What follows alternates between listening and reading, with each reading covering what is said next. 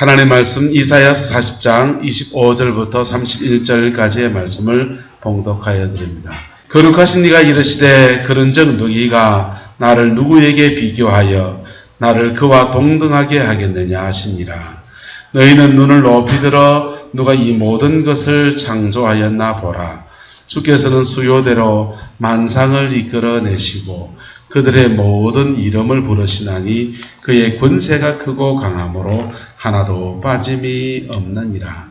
야곱아 어찌하여 내가 말하기를 이스라엘아 내가 이르기를 내 길은 여호와께 숨겨졌으며 내 송사는 내 하나님에게서 벗어난다 하느냐. 너는 알지 못하였냐 듣지 못하였느냐. 영원하신 하나님 여호와 땅 끝까지 창조하신 이는 피곤하지 않으시며 곤비하지 않으시며 명철이 한이 없으시며 피곤한 자에게는 능력을 주시며 무능한 자에게는 힘을 더하시나니 소년이라도 피곤하며 곤비하며 장정이라도 넘어지며 쓰러지되 오직 여호와를 앙망하는 자는 새 힘을 얻으리니 독수리가 날개치며 올라감 같을 것이요 다른 박질하여도 곤비하지 아니하겠고 걸어가도 피곤하지 아니하리로다. 아멘. 이 말씀의 축복과 은혜가 저와 여러분의 가정과 삶에 함께하게 되기를 예수님의 이름으로 축복합니다. 우리 인생을 살아가면서 늘 우리가 중요하게 생각하는 것은 내게 힘이 얼마나 있는가, 또 상대방의 힘은 얼마나 되는가. 그래서 내 힘과 저 사람의 힘을 견주어서 내가 이길 수 있는가 없는가. 경쟁 세상을 살아가다 보니까 나라와 나라 사이에도 이것이 굉장한 중요한 문제입니다. 북한하고 우리하고 싸우면 누가 이길까요? 우리가 집니까? 북한하고 우리하고 싸우면 우리 이깁니다. 북한은 중국에서 기름이나 휘발유 이런 거 안 갖다 주면은 비행기도 못 뜨는 나라입니다. 맞습니까? 안 맞습니까? 그래서 한 일주일, 2주일만 버티면 그 다음부터는 북한은 더 이상 전쟁을 수행할 능력이 없어요. 그래서 비교가 안 되는 대상입니다. 근데 중국하고 우리하고 싸우면 누가 이깁니까? 이거는 답이 좀 어려운 문제입니다. 싸워봐야 합니까? 네, 싸우기 전에 견뎌봐야 되죠. 그래서 싸워서 안 되는 건 외교로 풀어야 되고 싸워서 할 만한 것은 만만하게 봐도 됩니다.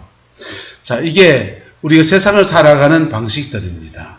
내가 구룡포에서 장사를 하라 치면은 내가 가지고 있는 메뉴, 식당을 한다면 식당 메뉴가 구룡포라는 지역에 먹혀들까 안 먹혀들까, 그 음식을 만들 수 있는 재주가 나한테 있는가 없는가, 내가 없다면 프랜차이즈를 할 것인가, 내가 그 재주를 개발할 것인가, 기술을 갖춰서 할 것인가, 이런 것들이 우리 인생을 살아가는데 굉장히 중요한 문제들입니다. 우리는 눈에 보이는 힘을 가져야 되고 그 힘을 가지고서 우리 인생을 살아냅니다. 그 힘이 때로는 지식의 힘일 때는 지력이라고 합니다. 그 힘이 때로는 마음의 심력이 강한 사람이 있습니다. 마음의 심력이 강한 사람은요, 요만한 일에 상처 잘 안 받습니다. 웬만한 일을 훌쩍훌쩍 뛰어넘어갑니다. 그까짓 것 하면서 막 치고 나갑니다. 마음의 심력이 강한 사람들이지요. 돈의 힘이 강한 사람이 있습니다. 재력이 강한 분들은 돈 문제가 터지면 그거 별로 걱정 안 합니다. 그거 다음 내일 나가서 며칠 일하면 되는 문제인데 이렇게 생각합니다. 체력이 좋은 사람은요, 힘이 떨어졌을 때 별로 걱정 안 합니다. 하룻밤 자고 나면 끄떡 없는데 이렇게 생각합니다. 우리는 저마다의 자신의 힘을 개발하고 그 힘을 가지고서, 개발된 그 힘을 가지고서 우리 인생을 살아냅니다. 그런데 이런 힘의 종류 안에서 우리가 보지 못하는 다른 힘들도 존재합니다. 그 힘들 중에 하나는, 우리가 잘 생각하지 못하는 힘 중에 하나는, 그 힘 중에 하나는 융화력이에요. 무슨 힘요? 융화력. 어떤 사람은 유달리 사람이 붙는 사람이 있습니다. 그 융화력이 있는 사람이에요. 그 사람 주변에는 늘 사람이 있고 그 사람의 힘은 바로 사람입니다. 또 어떤 사람은 하나님의 기도를 많이 하고서 그 기도 중에서 영적인 힘을 갖습니다. 영역이라고 합니다. 목사가 영역이 있어야 됩니까? 없어야 됩니까? 비입니까? 안 비지만은 영역이 좀 있어야 되겠지. 그래서 재력이 있으면 물질의 문제를 뚫고 나가는데 힘이 좀 되고, 체력이 있으면 하룻밤 체력이 떨어졌을 때 딛고 일었을 때 도움이 됩니다. 병이라도 걸려도 체력이 강한 사람들은 그 체력을 기반으로 해서 또 딛고 일었습니다. 저마다의 그 힘들은 그 방면에 효과를 발휘합니다. 영적인 힘을 가지고 있는 사람은 영적 세계를 뚫고 나갈 수 있는 힘이 있습니다. 사단의 시험이나 원수의 책략들을 뚫고 나가고 부수고 깨뜨리면서 마귀한테 흔들리지 않고 마귀에게 하나님이 그에게 준 소중한 것들을 빼앗기지 아니하는 은혜도 그가 가지고 있습니다. 저와 여러분들에게 이 골고루 된 힘의 역사가 주어지게 되기를 예수님의 이름으로 축복합니다. 그런데 그런 힘들이 몽땅 바닥났다고 여겨질 때가 들어 있습니다. 내 힘이라고 하는 것은 모두 바닥이 났다라고 여겨질 때가 있습니다. 체력을 믿고 있었는데 나이가 들어가면서 근력이 예전 같지가 않습니다.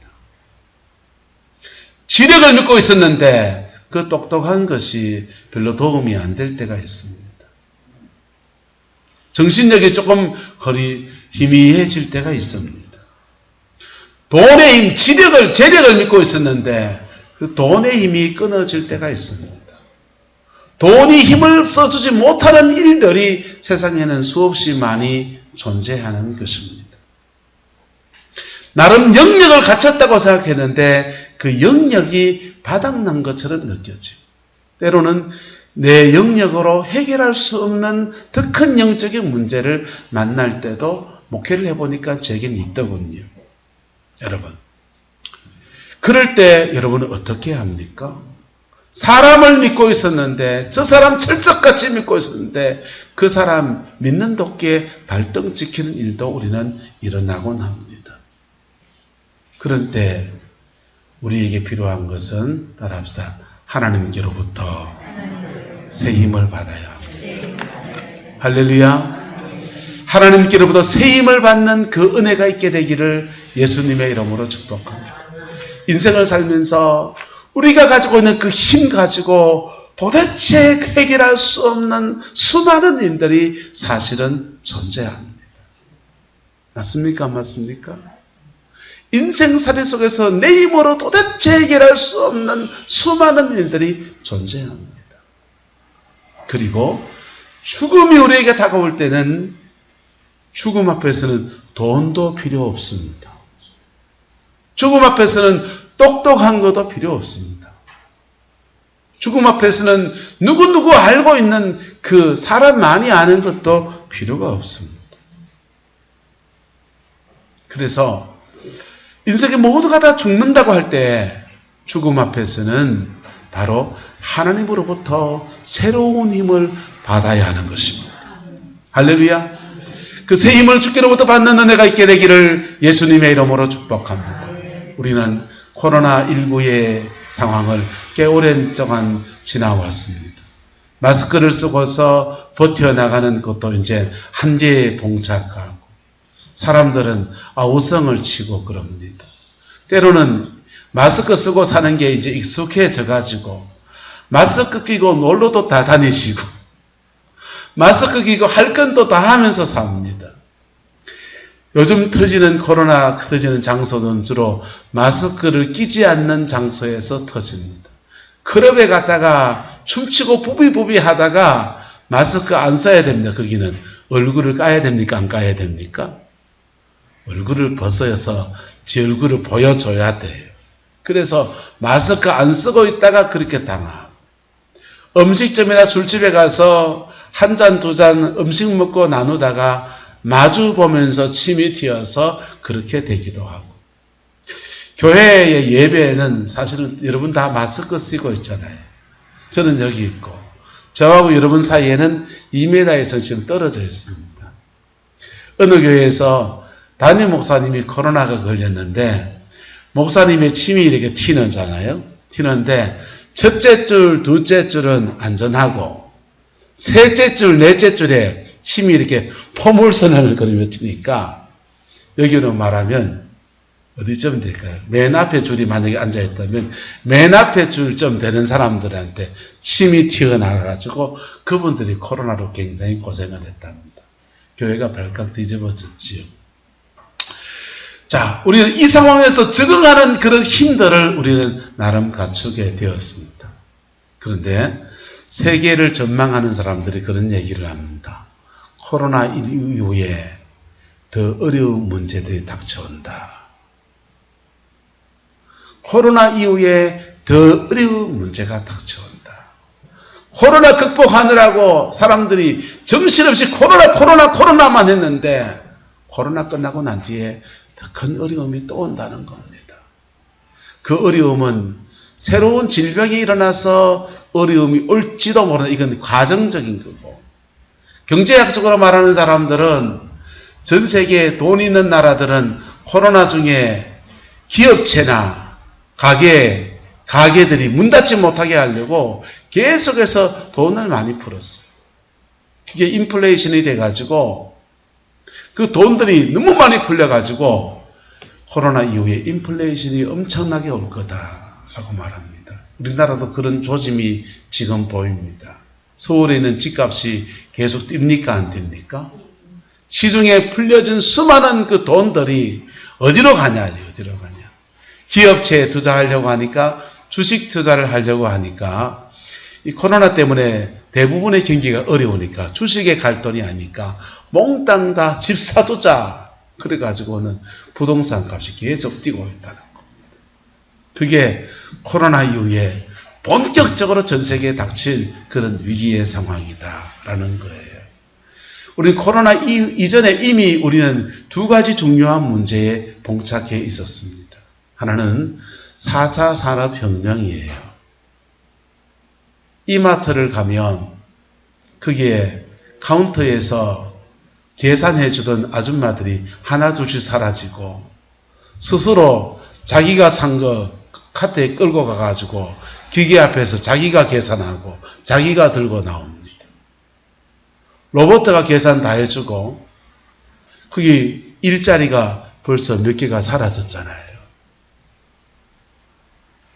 산업 현장에 로봇가 투입이 되는데 인공지능 로봇가 투입되고, 아나운서들 방송에서 목소리 좋은 걸로 밥 먹고 사는데, 아나운서들을 목소리를 다 녹음해가지고 단위로 다 나눠가지고 인공지능 컴퓨터가 원고만 써주면 다 읽어줍니다.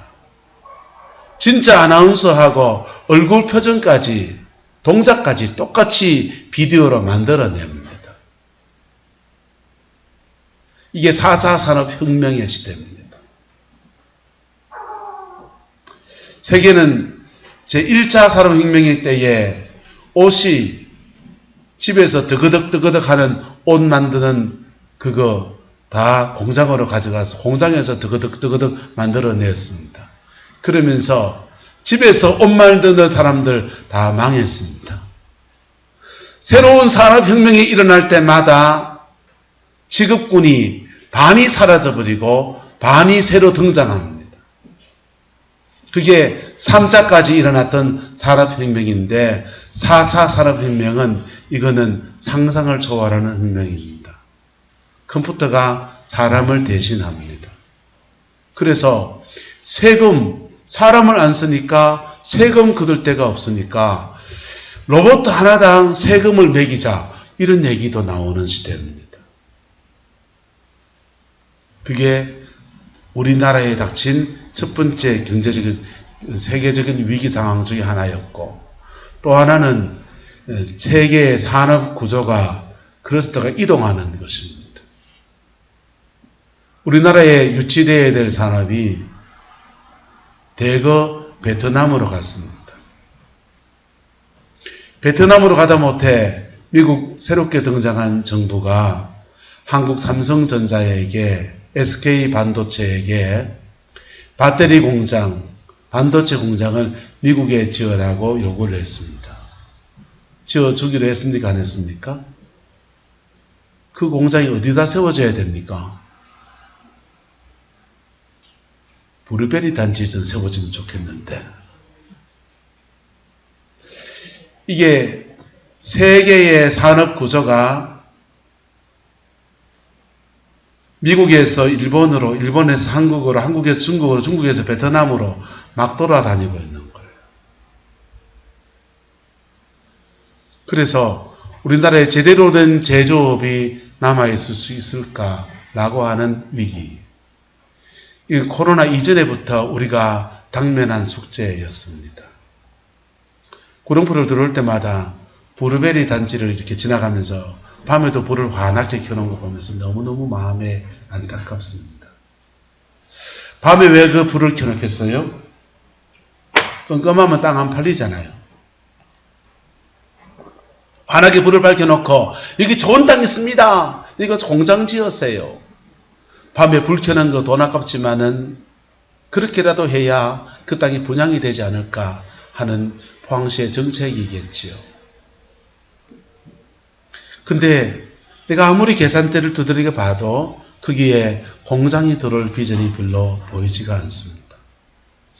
저라도 공장 사장님이라면 공장 베트남에다 갖다 짓겠습니다. 베트남 근로자는 한 달 임금이 50만 원 주면 되는데 대한민국은 200만 원 줘도 사람을 잘 못 구합니다. 외국인 베트남 사람이 한국에 와서 일하면 150에서 200을 받습니다. 베트남 현지에서 일하면 50만 원 받습니다. 어디 가서 공장 지어야 되겠습니까? 그게 우리가 지금 닥쳐 있는 심각한 위기의 문제입니다. 우리는 우리의 힘이 떨어져 있는 그런 상황에 살아가는 겁니다. 일본이 잃어버린 10년의 시간을 보냈습니다. 여러 가지 이유가 있는데 그 이유 중에 한 가지는 일본이 고도 성장을 할 때 돈을 많이 벌었습니다.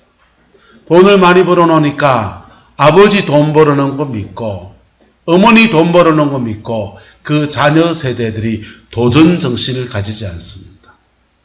벌어놓은 돈 내가 까먹으면 살면 되지. 도전 정신이 없이 새로운 산업에 새로운 일에 뛰어들지 않으면서 일본은 잃어버린 10년을 보내고 아마 올림픽 흥행이 실패하고 나면 일본 경제는 우리한테 완전히 뒤처지는 나라가 될 수도 있습니다. 그런데 그 일본의 위기는 곧 누구의 위기 같습니까? 우리의 위기 같습니다. 누구의 위기 같습니까? 우리의 위기 같습니다. 이 시점에서 우리에게 필요한 것은 바로 하나님께로부터 새 힘을 받아야 되는 거예요. 새로운 아이디어를 받아야 되고 새로운 지혜를 얻어야 되고 새로운 돌파구를 찾아야 되고 하나님이 열어준 새로운 은혜의 역사가 이루어져야 합니다. 한국교회도 마찬가지입니다. 한국교회는 1950년대 기도원 운동, 강력한 기도 운동들이 펼쳐지면서 영역이 있었습니다. 영역이 있어서 귀신 들린 사람 교회 오면 다까닥 고쳐냈습니다. 질병 있고 문제 있는 사람 기도원에 가서 며칠 금식 기도 갔다 와서 팔팔하게 살아왔습니다. 그러면 온 가족이 구원을 받고 복음 앞에 세워지고 교회에 사람들이 늘어났습니다. 십자가만 꽂으면 부흥했더랬습니다. 그런데 지금 한국교회의 처지는 굉장히 심각한 상황에 처해 있습니다. 교회가 망조가 들면 오늘도 재직회를 하지만 교회 재직회나 공동회나 당회나 이런 거 하면 꼭 주주총회 하는 것 같습니다. 여러분들이 다 헌금을 했으니 저는 사장이라 치면은 내가 헌금한 데 대해서 감사하려고 합니다. 감사 필요하죠. 돈 정확하게 써야 돼요. 그리고 그 뭐 했나 평가하고, 그리고 그 돈, 재정 이런 데 대해서 마치 주주들이 모여서 총회하는 것하고 비슷합니다. 교회는 예수 그리스도가 주인입니다. 할렐루야. 교회가 망조가 되면 교회의 대장 노릇하는 사람 생깁니다. 교회의 대장 누구십니까? 예수 그리스도이십니다. 목사가 대장하는 교회도 심각합니다. 장로님이 대장 노릇하는 교회도 심각한 문제입니다. 예수 그리스도가 대장입니다. 그분의 뜻 앞에 우리는 겸손해야 돼요. 그 일을 맡아서 집행하는 사람으로서 순종하며 나가는 것입니다. 망조가 들면요, 목소리 큰 사람이 있습니다. 속된 말로 말하면 난 이 교회에서 방국계나 낀다 하는 사람입니다. 다 내려놓기를 주의 이름으로 축복합니다. 그리스도가 주인되고 하나님이 권세 앞에서 순종하면서 서로 지체로서 자기의 맡은 소임을 감당해 나가 하나님의 영광 위에 살아가는 사람들이 교회에 있어요. 기도의 사람들이 일어나고 간구하고, 공장은 돈 버는 게 목적이지만 교회는 영혼을 구원하는 게 목적입니다. 영혼 구원하는데 최선을 다하고, 그게 교회로서의 가치를 가지는 것이지요. 그런데 복음이 들어온 120년의 역사 속에서 한국교회도 지금 굉장한 망조에 처하여 있습니다. 촛대가 들려가지고 지금 옮겨가고 있는 그런 상황에 코로나가 왔고, 우리는 이 코로나 이제 자유로워질 수 있는 기한이 한 달 정도 남았습니다. 지금 우리에게 필요한 것은 무엇입니까? 나라를 봐도 그렇고 교회를 봐도 그렇고 한 개개인의 인생을 봐도 바로 하나님으로부터 새 힘을 받아야 됩니다. 옆 사람 축복합시다. 하나님으로부터 새 힘을 받아야 합니다. 하나님으로부터 새 힘을 받아야 합니다. 하나님으로부터 새 힘을 받을 때 우리에게 주어지는 축복이 있습니다. 피곤한 자에게는 능력을 주시고 무능한 자에게 힘을 더하시고, 소년이라도 피곤하며 곤비하며 장정이라도 넘어지며 쓰러지는데 오직 여호와를 앙망하는 그 사람은 독수리가 날개치며 올라간 것 같을 것이요 다른 박질하 해도 곤비하지 아니하겠고 걸어가도 피곤하지 아니하리로다 라고 말씀을 했습니다. 하나님으로부터 새 힘을 받을 때 우리는요, 이 세상 속에서 사람들이 그렇게 가지기 원하는 돈의 힘, 체력, 사람 많이 하는 그 힘, 그건 다 하나님이 이미 주셨던 힘이에요. 맞습니까? 맞습니까? 하나님이 한국이라는 나라에 이미 주셨던 힘들입니다. 하나님이 한국 교회에 이미 주셨던 힘들이에요. 보통의 사람들은 힘을 기르고 그 힘 가지고서 남은 인생을 살아갑니다. 그리고 남은 힘을 누가 가질 것인가 때문에 이전투구를 하면서 싸우기도 합니다. 야곱의 아들 12이 있었습니다. 12아들 중에서 모두가 다 마음속에 내심 장자권을 누가 가질 것인가? 왜요? 장자권을 가지면 야곱의 힘 가운데서 남들보다 두 몫의 힘을 더 가지거든요. 재산 상속을 두 몫을 더 가집니다. 남은 힘을 누가 더 많이 가질 것인가? 야곱의 아버지 이삭의 때에는요, 에서와 야곱이 둘이 있었습니다. 누가 장자가 될 것인가? 누가 두 몫의 힘을 가질 것인가? 그것 때문에 형제 사이에서 죽이니 살리니가 됩니다. 요셉의 때에도 이 남은 힘을 누가 가질 것인가 때문에 죽이니 살리니 하다가 애굽에 팔아치우고 그렇게 이역만리 타향으로 노예가 되어서 끌려가는 신세가 되었습니다. 그런데 그 야곱과 요셉 공통적으로 하나님의 은혜 아래서 한번 따라합시다. 새 힘을 받았습니다. 하나님의 은혜 아래서 야곱은 쫓겨나가서 라반의 집에 가서 빈털터리로 갔다가 하나님의 은혜 아래서 새 힘을 받는 기회와 은혜가 되었습니다. 요셉은 종으로 팔려갔다가 1년 만에 타양 속에서 아버지의 도움도 없고 형제의 도움도 없이 그가 총리의 반열에 올라서고 하나님으로부터 새 힘을 받아서 그 새 힘 가운데서 온 민족을 살리는 그런 위대한 역사가 일어난 것입니다. 시대마다 그리스도인들조차도 남은 힘이 얼마나 있는가? 우리에게 재정이 얼마나 남아있는가? 우리에게 성도가 몇 명이 되는가? 내 재산이 얼마나 있는가? 자녀들에게 얼마나 남겨줄 수 있는가? 부모 재산이 얼마인가? 나는 내 몫이 얼마인가? 남은 힘에 관심을 갖습니다. 다 그렇게 살죠. 야곱과 에서도, 야곱과 요셉도 관심이 있었을까요? 없었을까요? 있었죠. 그 남은 힘을 자기가 그 몫을 가지고 싶은 열망이 있었어. 장자권을 훔치기도 하고 축복을 가로채기도 하고 그랬던 겁니다. 그런데 하나님은 이 두 사람에게 하나님의 은혜 아래서 새 힘을 받는 길로 이끌어 주셨습니다. 새 힘 받았더니요. 새 힘 받았더니 시간이 흘러서 역사가 지나보니까 남은 힘을 차지한 사람은 역사의 조윤이 되든지 역사 속에 사라져버리고 없는데 하나님으로부터 새 힘을 받은 사람들은 자신의 인생의 고비 속에서 그가 해야 될 일들을 감당해 나가고 그의 자녀손들 속에서 믿음의 새로운 이정표를 세우는 역사를 일으켜 놓은 것입니다. 저와 여러분들 안에 새 힘을 받는 은혜가 있기를 축복합니다. 이 나라 이 민족은 지금 새 힘이 필요하고 새로운 지혜가 필요합니다.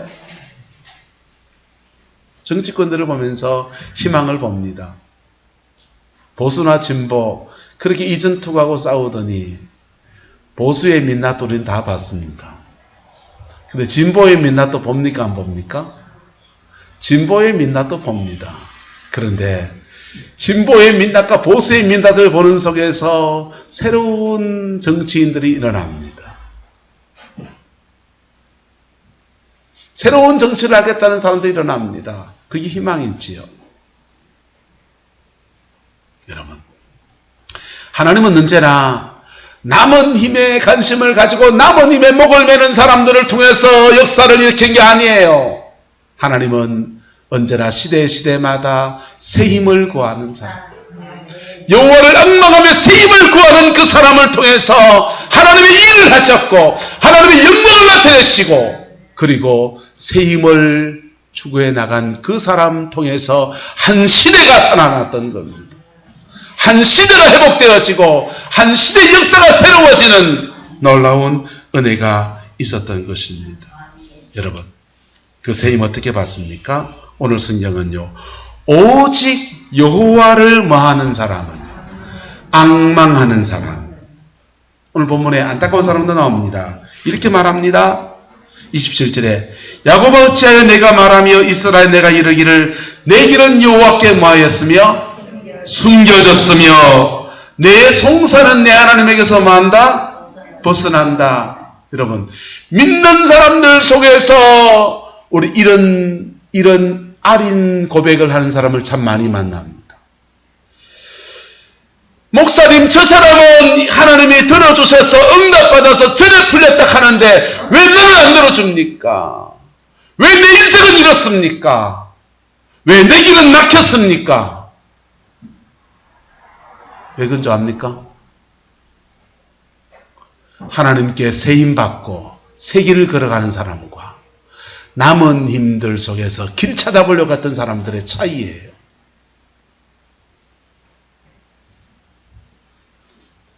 여러분, 인생이 막혔습니까? 새 힘을 받을 때입니다. 인생이 막혔습니까? 주님을 깊이 만나고 주님 안에서 새 인생을 찾는 은혜의 시간입니다. 울산에 가면 제 한해 선배님이 목회를 합니다.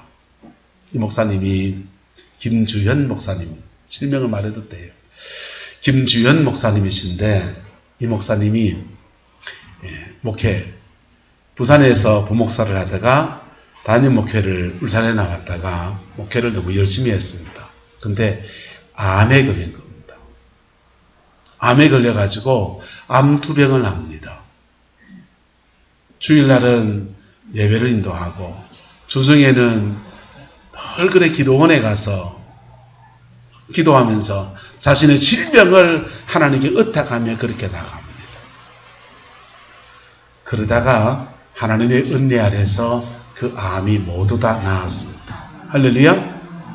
그런데 그 암만 나은 게 아니었습니다. 그 암투병을 통해서 이 목사님에게 성령이 깊이 함께 하시는, 바로 주님으로부터 새 힘이 주어지는 은혜가 주어진 거예요. 그래서 그때부터 그 질병에서 낫고 와서 목회를 하는데 목회 안에서 하나님의 영광이 나타나기 시작합니다. 참 목회를 잘하고 계십니까? 이것이 목회하는 사람들만의 이야기입니까? 우리 모두 이야기일 수 있습니까? 우리 모든 그리스도인들의 이야기가 될 수 있습니다. 조건이 뭡니까? 여호와를 뭐하는 사람? 앙망하는 사람. 여호와를 앙망하는 사람. 찬송 하나 할까요? 새 힘 받아 살았네, 무거운 짐 주께 맡겨 벗을 날도 멀잖네.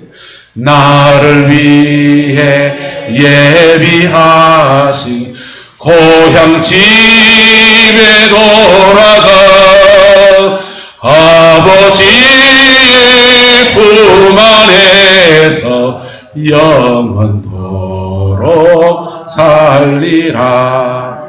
여러분, 하나님으로부터 새 힘을 받는 은혜가 있기를 주의 이름으로 축복합니다. 특별히 죽음을 앞두고 인생의 고민을 앞두고서는 반드시 새 힘을 받아야 돼. 왜냐하면 죽음은 우리의 남은 힘, 우리가 가지고 있는 그 힘들이 아무런 소용이 없습니다.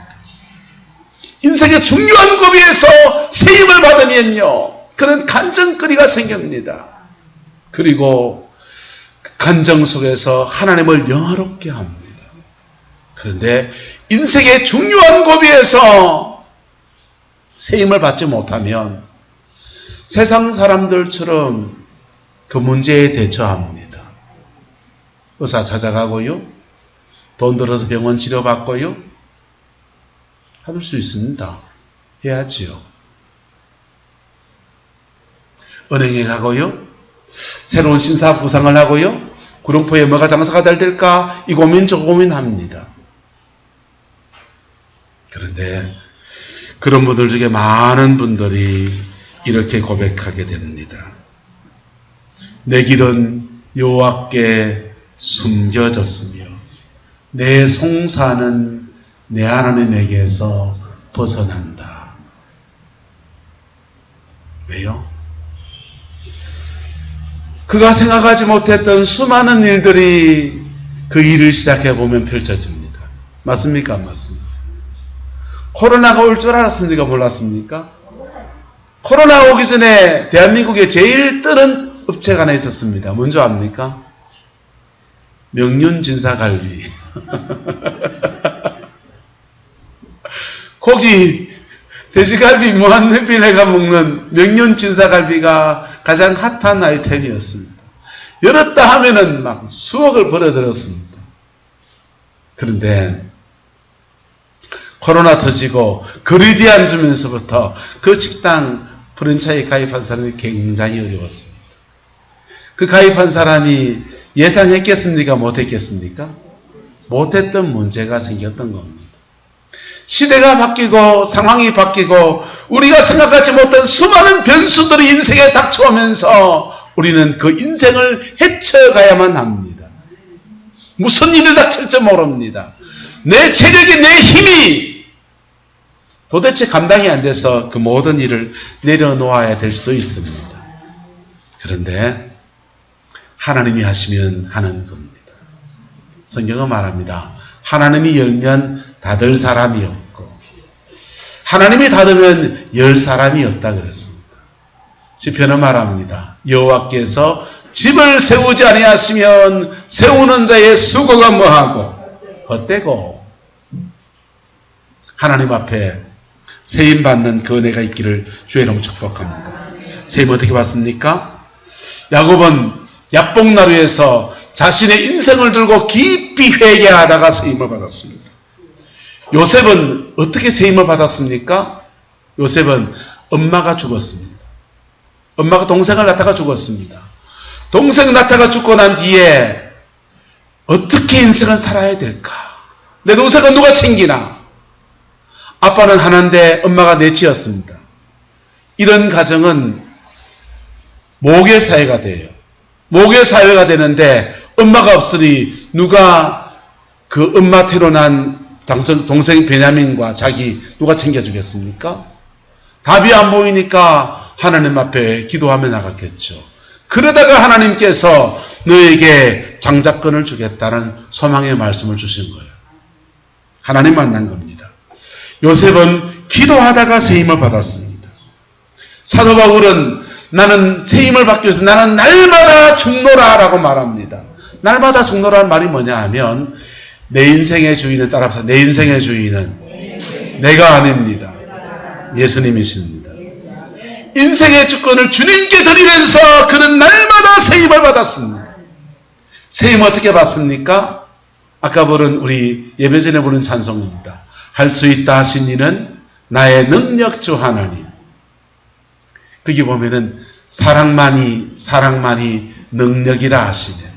우리가 그럼에도 불구하고 하나님 앞에 그 사랑하려고 몸부림칠 때 하나님이 준 세임의 역사가 풀어지는 겁니다.